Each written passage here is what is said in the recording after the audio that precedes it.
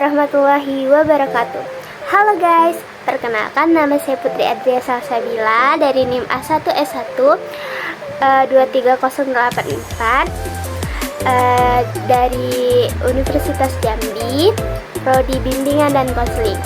Pada kesempatan kali ini saya akan menjelaskan tentang konsep dasar-dasar pendidikan dalam keluarga. Ada beberapa poin yang akan saya sampaikan. Yang pertama adalah konsep dasar-dasar pendidikan dalam keluarga, yaitu pengertian, tujuan, fungsi, materi keluarga, tanggung jawab anggota keluarga, dan pola asuh. Selanjutnya, poin kedua masih tentang konsep dasar-dasar pendidikan dalam keluarga, yaitu yang pertama adalah kewajiban dan hak anggota keluarga. Kedua, komunikasi dalam keluarga. Ketiga, konflik dalam keluarga, penyebab, dampak, dan solusi konflik. Poin yang ketiga adalah konsep pembinaan keluarga sehat dan bahagia. Yang pertama, pengertian sehat dan bahagia. Yang kedua, keluarga dan bahagia. Yang ketiga yaitu mewujudkan keluarga sehat dan bahagia. Selanjutnya, poin yang keempat yaitu jenis dan karakteristik keluarga dan anggota keluarga. Poin yang kelima yaitu keluarga sebagai tempat pembentukan karakter. Yang keenam, sikap keluarga menghadapi globalisasi. Baiklah, langsung saja kita mulai dari poin yang pertama, yaitu pengertian keluarga menurut para ahli.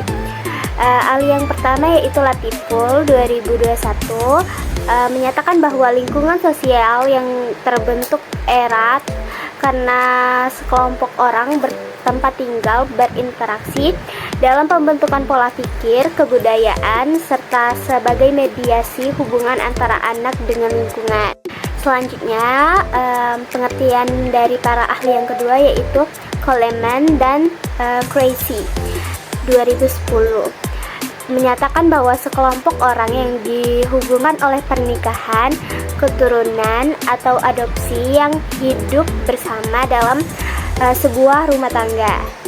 Selanjutnya, pengertian ketiga yaitu dari Departemen Kesehatan 2020 menyatakan bahwa keluarga adalah unit terkecil dari masyarakat yang terdiri atas kepala keluarga serta beberapa orang yang berkumpul dan tinggal di satu atap dalam keadaan saling bergantung.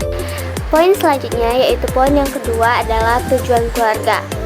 Tujuan keluarga terbagi menjadi 4. Yang pertama, unit dasar yang sangat berpengaruh terhadap perkembangan individu. Yang kedua, perantara dan harapan setiap anggota keluarga dalam kebutuhan dan tuntutan masyarakat. Yang ketiga, menstabilkan kebutuhan kasih sayang, seksual, dan sosioekonomi. Selanjutnya yaitu yang tujuan terakhir yaitu adalah pembentukan identitas individu dan perasaan harga diri individu. Selanjutnya yaitu poin ketiga adalah fungsi keluarga. Fungsi keluarga terbagi menjadi 5, yaitu pertama yaitu fungsi biologis.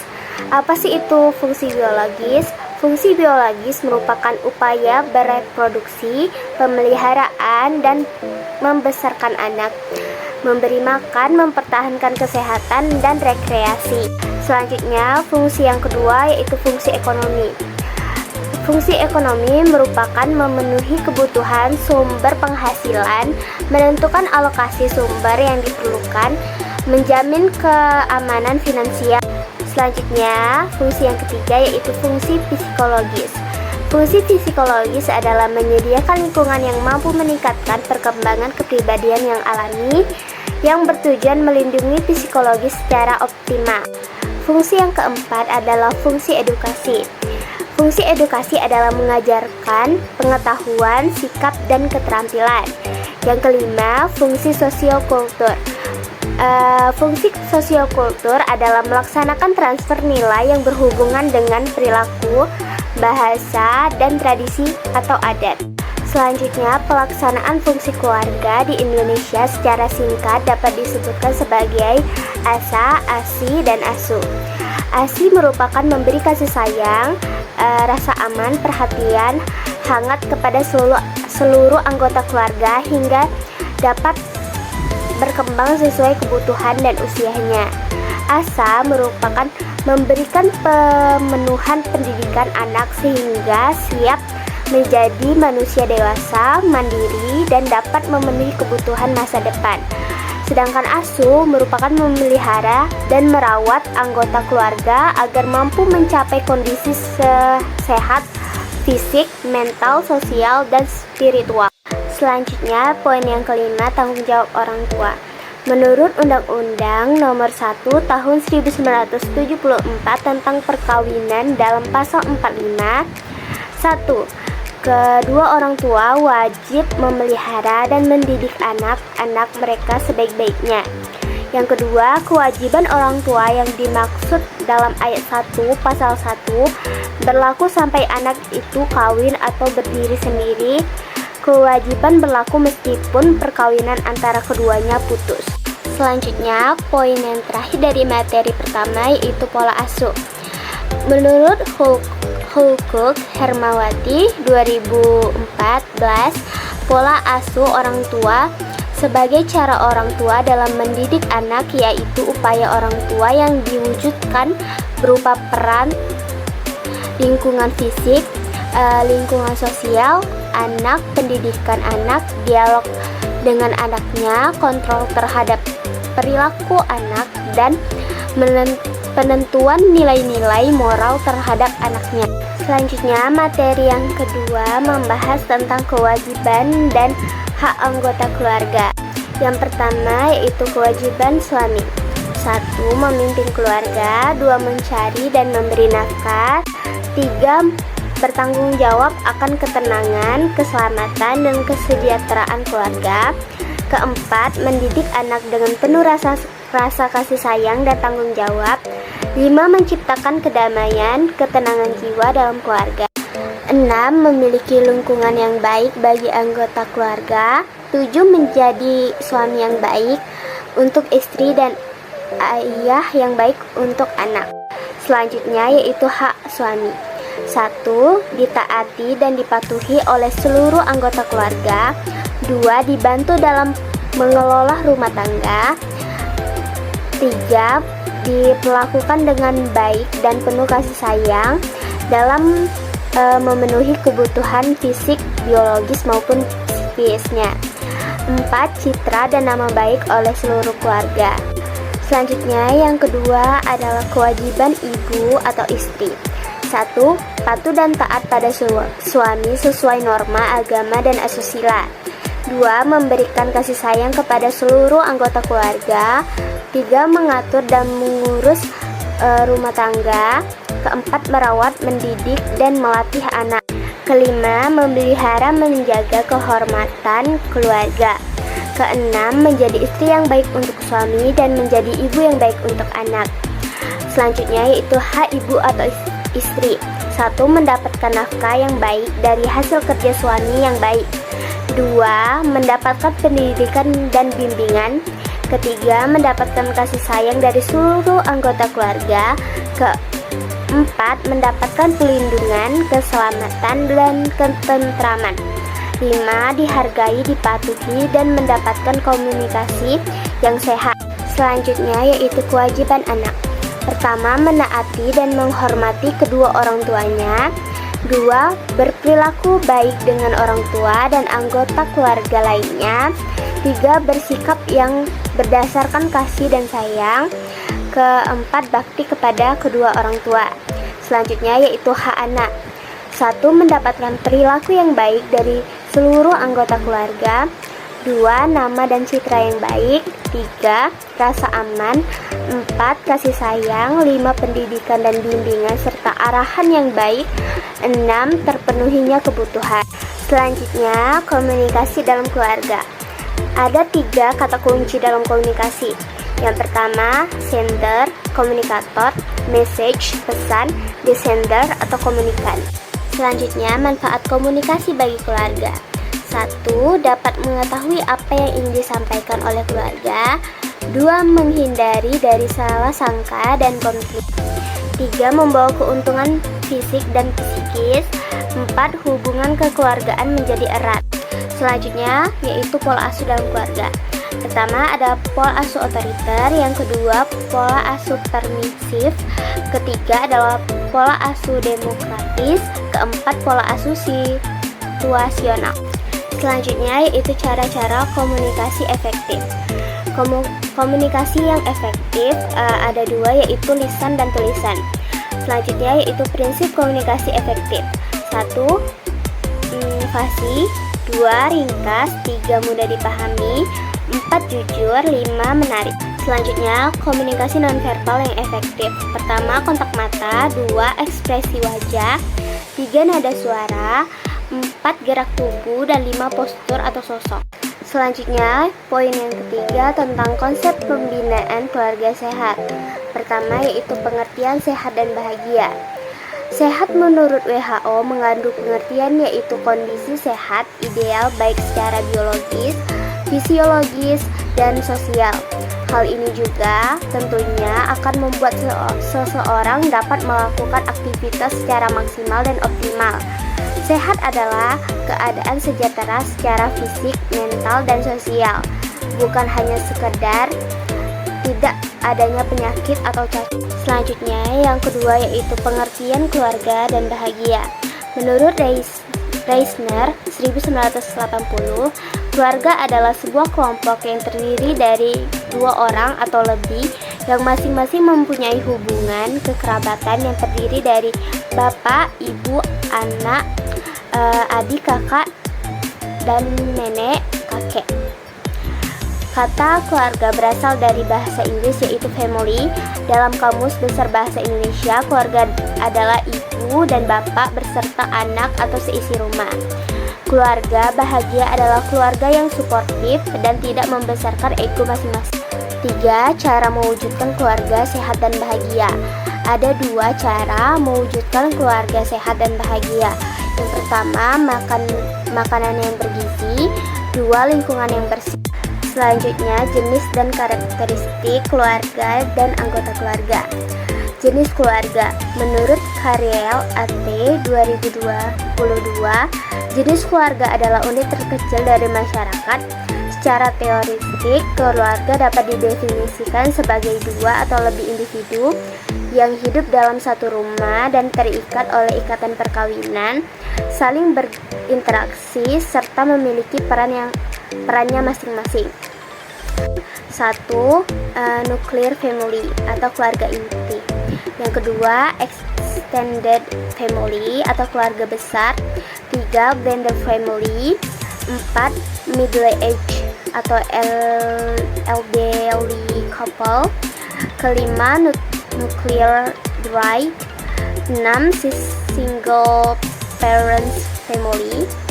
7. Single adult living alone. 8. Three generation. Selanjutnya, karakteristik keluarga. Dari beberapa pengertian para ahli yaitu Marriage and Friedman 1998, Dumas dan Logan 1986, Salvation di Baylon dan Arakelis Maglaya 1978, maka dapat disimpulkan bahwa karakteristik keluarga adalah sebagai berikut. 1. Terdiri atas dua atau lebih individu yang terikat oleh hubungan darah perkawinan atau adopsi. Kedua, anggota keluarga biasanya hidup bersama atau jika terpisah mereka tetap memperhatikan satu sama lain. Ketiga, anggota keluarga berinteraksi satu sama lain dan masing-masing mempunyai peran sosial seperti peran suami, istri, anak, kakak, dan adik. Mempunyai tujuan menciptakan dan mempertahankan budaya serta meningkatkan perkembangan fisik, psikologis, dan sosial anggota keluarga yang lain. Selanjutnya, jenis-jenis anggota keluarga.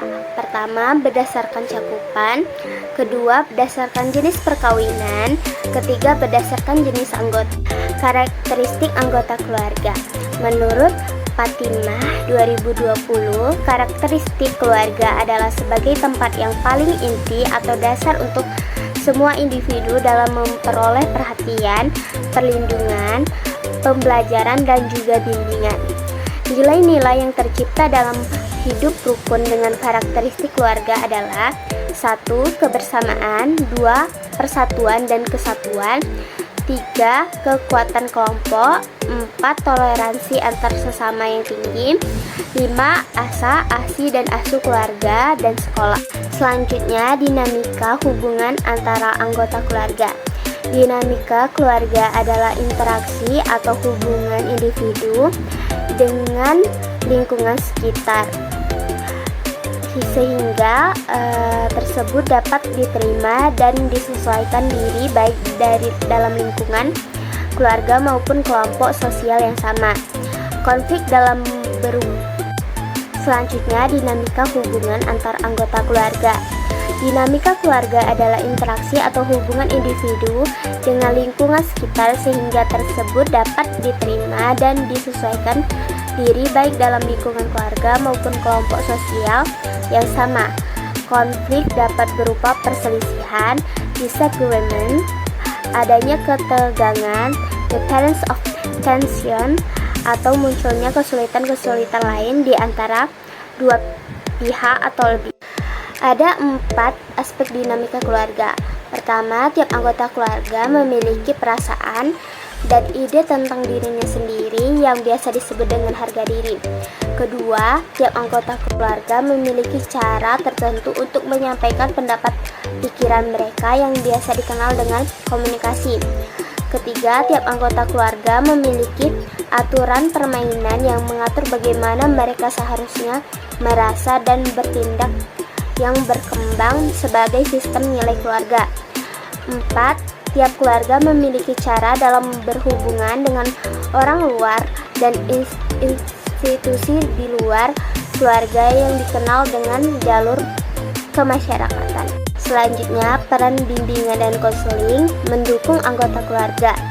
Bimbingan dan konseling keluarga adalah bantuan layanan yang diberikan konselor keluarga, ayah, ibu maupun sanak family untuk tiap anggota keluarga agar nantinya mereka dapat tumbuh menjadi pribadi yang baik di masyarakat berkeluarga dan maupun mengatasi permasalahan-permasalahan hidup di dalam keluarga.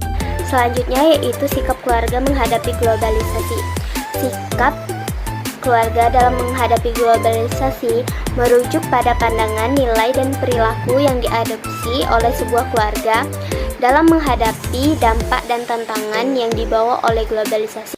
Ini mencakup sikap yang timbul akibat terhubungnya dunia secara lebih luas melalui perdagangan, komunikasi, dan interaksi antar bangsa. Sikap keluarga dalam menghadapi globalisasi dapat bervariasi, tergantung pada faktor seperti nilai tradisional, tingkat pendidikan, serta akses terhadap informasi dan teknologi. Pengertian sikap dan globalisasi. Menurut Bruno Di Sandur, sikap attitude adalah kecenderungan yang relatif menetapkan suatu bereaksi dengan baik atau buruk terhadap orang atau barang tertentu. Sedangkan globalisasi menurut Malcolm Walters, seorang profesor sosiologi dari Universitas Tasmania, berpendapat globalisasi adalah sebuah proses sosial yang berakibat pembatasan geografis pada keadaan sosial budaya menjadi kurang penting yang terjelma di dalam kesadaran orang. Selanjutnya, sikap keluarga menghadapi globalisasi dalam menyaring budaya asing dengan panduan nilai moral dan tradisi lokal. 1. Panduan nilai keluarga mempertahankan dan mengajarkan nilai-nilai yang dipegang teguh sebagai landasan bagi mengambil keputusan terkait dengan budaya asing. Misalnya nilai-nilai seperti kejujuran, kesetiaan, dan solidaritas dalam keluarga. Kedua, norma sosial. Keluarga mengandalkan norma sosial yang ada dalam masyarakat lokal sebagai standar untuk menilai kecocokan budaya asing dengan budaya lokal. Ketiga, tradisi lokal. Keluarga menjaga dan merayakan tradisi-tradisi lokal sebagai bagian penting dari identitas budaya mereka. Selanjutnya, sikap keluarga menghadapi globalisasi dalam menyaring budaya asing dengan nilai kebangsaan dan Pancasila. Sikap keluarga dalam menghadapi globalisasi dalam konteks nilai kebangsaan dan Pancasila mencakup beberapa aspek. Pertama, pembentukan identitas kebangsaan. Dua, pendidikan tentang Pancasila. Ketiga, penerapan nilai-nilai kebangsaan dalam kehidupan sehari-hari. Keempat, pengaruh positif terhadap komunitas. Selanjutnya yaitu sikap keluarga menghadapi globalisasi dalam menyaring budaya asing dengan kemajuan teknologi dalam pembangunan. Sikap keluarga dalam menghadapi globalisasi dalam kemajuan teknologi dalam pembangunan mencerminkan respon mereka terhadap perubahan yang cepat dan kompleks dalam lingkungan yang semakin terhubung secara global. Berikut adalah penjelasan lebih rinci. 1. Pendidikan dan kesadaran teknologi. 2. Pemanfaatan teknologi untuk pendidikan. 3. Penggunaan teknologi dalam perkembangan usaha. 4. Kontrol penggunaan teknologi. 5. Kesadaran akan dampak sosial dan lingkungan. 6. Penggunaan teknologi untuk kesehatan dan kesejahteraan. Selanjutnya, sikap keluarga menghadapi globalisasi dalam menyaring budaya asing dengan perkembangan usaha mikro. Sikap keluarga dalam menghadapi globalisasi dengan perkembangan usaha mikro mencerminkan respon terhadap tantangan ekonomi yang muncul akibat perubahan. Menurut Ujianti 2023, dalam konteks ini keluarga dapat mengambil langkah sebagai berikut. Yang pertama, kemandirian ekonomi. Yang kedua, penyesuaian terhadap perubahan. Yang ketiga, pendapatan tambahan. Keempat, peningkatan keterampilan. 5. Pemberdayaan komunikasi. Dan terakhir, preservasi budaya lokal. Nah teman-teman, tadi merupakan uraian materi dari dasar-dasar pendidikan dalam keluarga. Apabila ada salah kata atau materi yang mungkin kurang, saya memohon maaf sebesar-besarnya. Saya akhiri, wabillahi taufiq wal hidayah. Wassalamualaikum warahmatullahi wabarakatuh. Dadah.